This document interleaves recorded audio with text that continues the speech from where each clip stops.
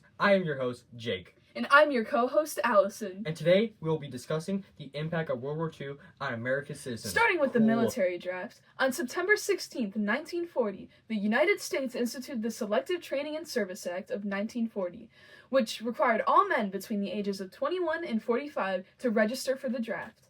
This was the first peacetime draft in U.S. history. Those who were selected from the draft lottery were required to serve at least 1 year in the armed forces. When the U.S. entered World War II, draft terms extended through the duration of the fighting. By the end of the war in 1945, 50 million men between 18 and 45 had registered for the draft, and 10 million had been inducted into the military. While men were fighting in World War II, major opportunities opened up for women back in America. During World War II, the U.S. government encouraged all females to work war production jobs. More than 6 million additional women joined the workforce. Before the war, working women were generally young and single. During World War II, two-thirds of female workers were over age 35 and 3/4 were married. They took blue-collar and white-collar jobs that involved heavy lifting, machine work, and much, much more.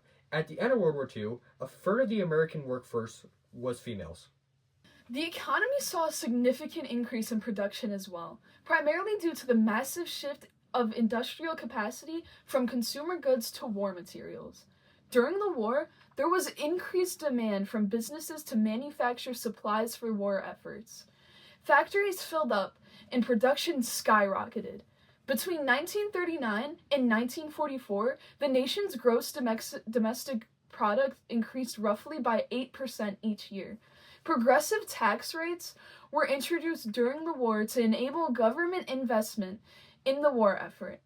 After the war was over, the tax structure persisted, and the government invested in numerous projects, such as the interstate highway system in 1956. Of course, not everything was alright for all the citizens, such as Japanese citizens. General John L. DeWitt ordered the removal of all people of Japanese ancestry be put into confinement sites. Approximately 110,000 people, two-thirds being American citizens, had to abandon their homes. By the end of the war, over 120,000 people of Japanese descent had been incarcerated without trial in sites across the western United States and Hawaii. It was the single largest forced relocation of people in U.S. history. This is all we have to share today.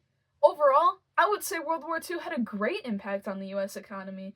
It created jobs after the Great Depression, with men away at war, and it helped women step up in society, making a significant increase in production. That's all we have to share today. I'm your host, Jake. And I'm your co-host, Allison. Signing off.